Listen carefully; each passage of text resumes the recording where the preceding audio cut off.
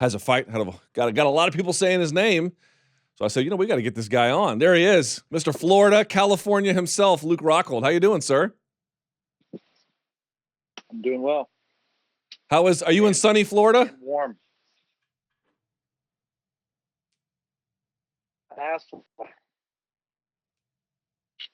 Is he there? Can you hear me? I'll be stuck here till the fight. So yeah, you got me?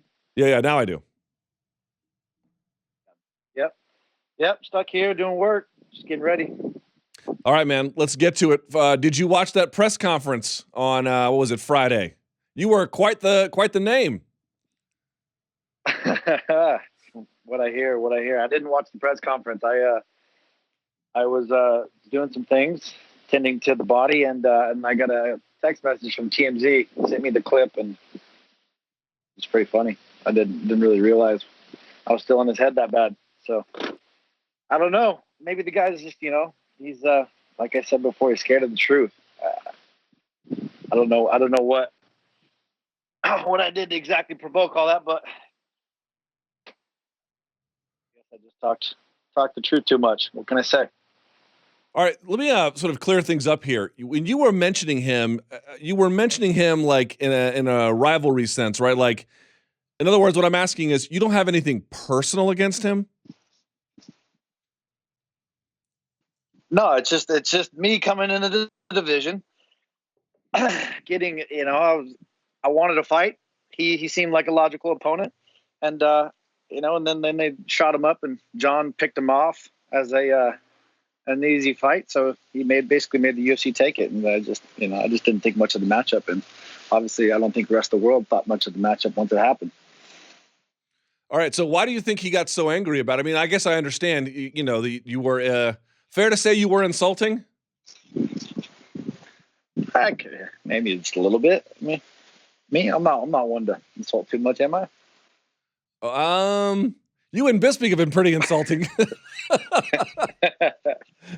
Yeah, I got a problem telling the truth, so I don't think much of him. I don't think he's a credible character in the division, really. All right, now we're going to talk about. He's about to get shut down. He's about to get it from. He's going to get beat up bad, back to back, and be put in his place. Just like I said. You think Gustafson's going to beat him?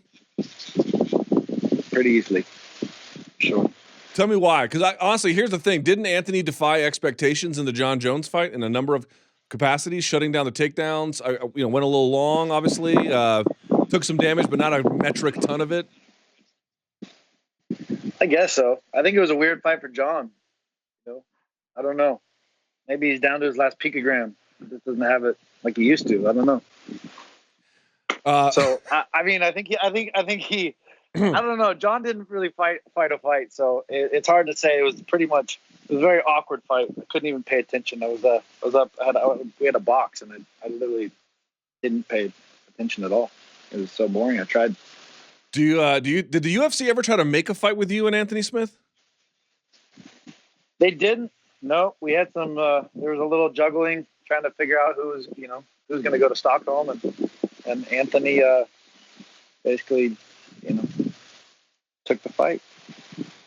Now, you got this fight with Jan Blachowicz coming up. I'm going to make this question totally unfair, so I'm going to put that up in front of you as a disclaimer.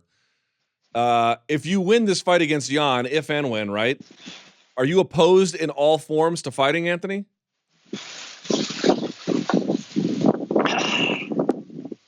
It doesn't make a lot of sense after he gets his ass beat by Gustafsson. So I'm going to focus on what's ahead and what's in the moment.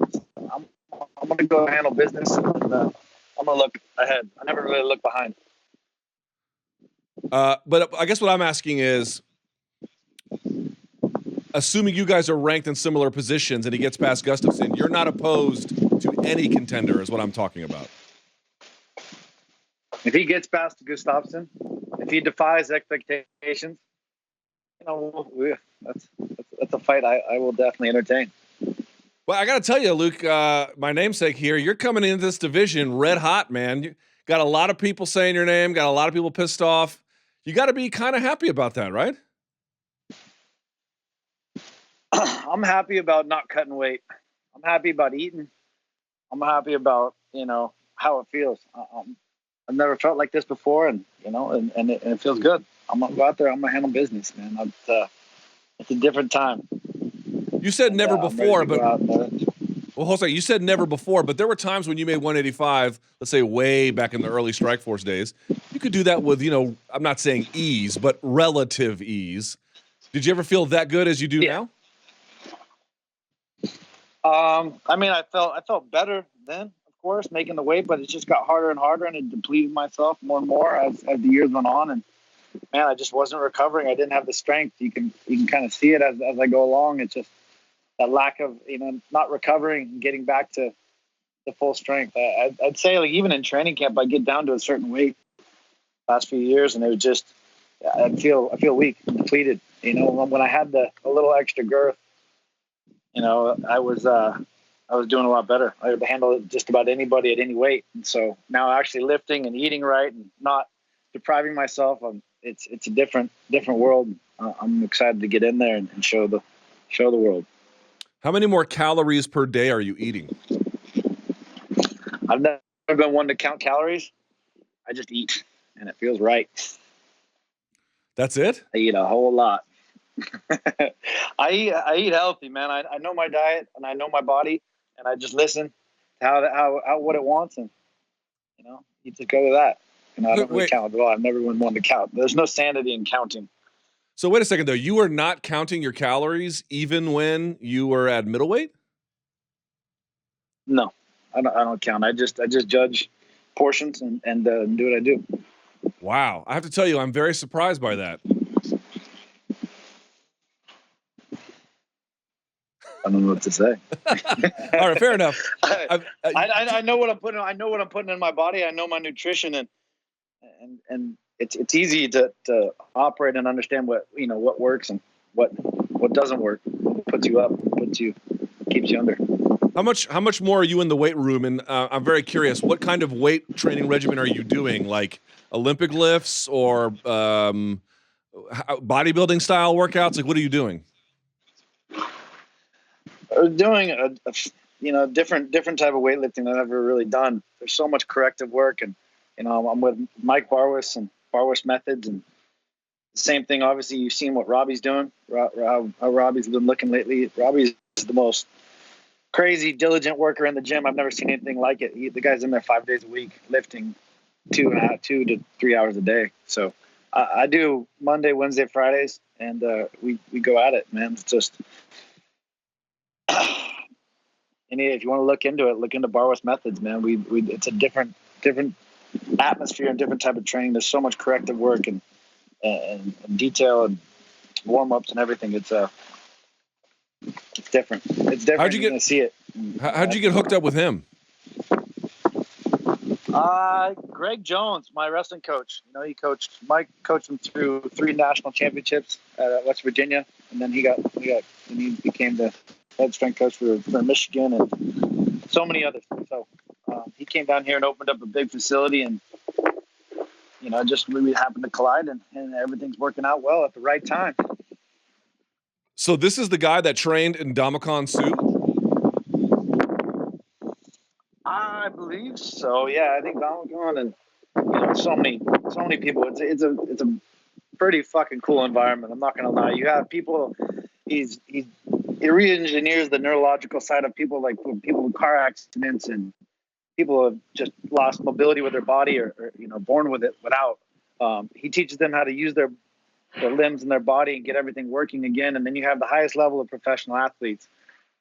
So we're all in the gym together and kind of feeding off each other. It's one of the coolest environments I've really been in, and it's inspiring and motivating. We feed off each other. These guys are just trying to walk, and we're doing our thing on a completely different level. So it's a badass place to be. All right, let's assume you get the win, right? Winning maybe not necessarily so much in doubt. How about this though? Do you feel like coming off of the last portion of your middleweight campaign that you have a message you have to send? That there's more than just winning and losing here. There's a method to that winning. There's a level to that winning that has to be established. I'm not going to think about it. I'm going to go out there and do it. Obviously, I'm not happy with how I've, been about my career lately, and I've rethought things, and I'm coming, and this is the recipe. This is the answer: light heavyweight, and not compromising myself. And when I let it go, I let it go, and I've never met a man in the gym that can outdo me. So I'm just gonna go out there and let this thing happen. Light heavyweight, and you guys are gonna see. It's gonna be fun. How much different is it in terms of either worrying about or suffering from injury at 205 versus 185? When I say injury, obviously I'm not talking debilitating ones, but sort of nagging ones. I guess what I'm asking is how much of your experience training now is injury versus previously at 185? How much does injury come into play now that I'm bigger now? Yeah, well, I guess even nagging stuff like this small, twists of the ankle, soreness of the knees, anything. How much is it different at 205? It's a hell of a lot better, I'll tell you that. Obviously the extra muscle, it kind of keeps everything intact, and a lot of those injuries happen at the end of training camp when I'm depleting myself and getting down to weight, and your body fat gets low. It's your body becomes brittle. So far less injury prone, and I'm looking forward to getting fucking slinging with weight and some muscle. Let's talk about your opponent, Jan Blachowicz. UFC 239 is when this is going to happen. Size him up for me. When you evaluate him as an opponent, what do you see?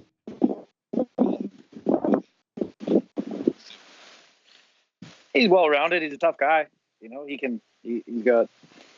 got a black belt. He's got decent wrestling when he wants, and he's got effective striking. I mean, he was out striking Gustafsson in their fight. So you got to expect a well-rounded guy, a durable guy's been in there. So have I. So I know where he is, the big guy. I want to be faster than him. I'm gonna beat him just about everywhere this fight goes. I'm gonna go back to an old style that I implement, and that's just coming forward. Now that I have my strength back, there's gonna be a lot of forward movement. Let me ask you about that old style, because it was come forward before, but you have to admit your game is more polished now than it used to be. So when you say come forward, what do you mean exactly? I'm out there seeking to kill. No, that was always my mentality before, and I think I danced around and played too much. I think the latter years. So I'm going out there for the kill, and that's all I'm thinking right now. I'm going forward, and I'm executing, and I'm killing motherfuckers. Anybody's in front of me, and that's the game plan. Let me ask you this: Jon Jones versus Thiago Santos is on that UFC 239 card. How do you think that one goes?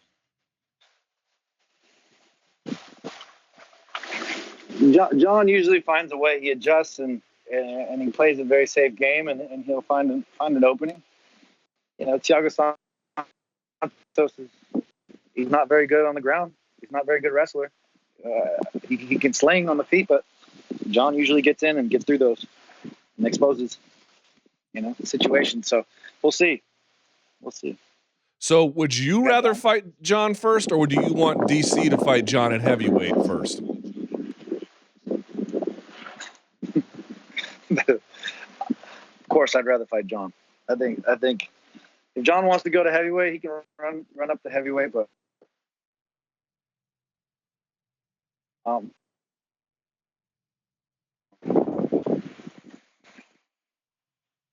Lost you there for a bit. Can you say that again? I think DC's pretty set on fighting.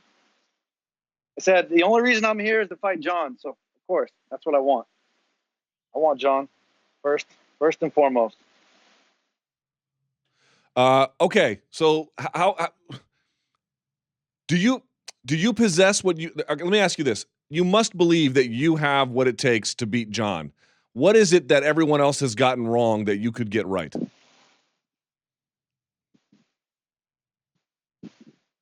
Just about everything.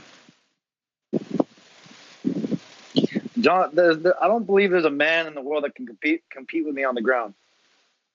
I don't believe Jon is that polished on the feet. I think he adjusts. I think he's tactical.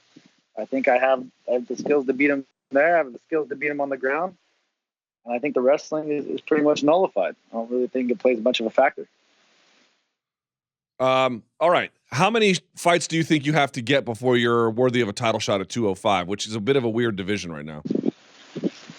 I don't think it takes much. It takes a good performance. One? It's all about the performance of what you do and how you do it. So let's just wait and see and come check me out July 6th. I'm gonna go put this man away. Let me ask you this. Then we can talk. Then we can talk about what's up. All right, fair enough. Luke, how often do you get recognized for the polo ads? I don't know. I don't know these days whether it's polo or fighting. No one ever comes up to you and is like, "Oh, you're the dude from the polo ad"? It's more about the probably millionaire matchmaker dating. You're still living down that infamy? Hey, damn Bravo keeps posting me up there. Just butchered me up. So no, it's I've never been shy to partake in a few ventures. So whatever, it works. I'm getting paid. I'm making money. Can't say that for the rest of these guys. It is very true. Well, Luke, we wanted to check in. Enjoy sunny Florida. Looks like you got some boats behind you. You gonna go boating later? Not today. We're gonna rest up. And do the training and handle business. All right. Well, handle business. Get some rest. We're looking forward to your fight in July, and appreciate your time. Cheers. There he goes, Luke Rockhold.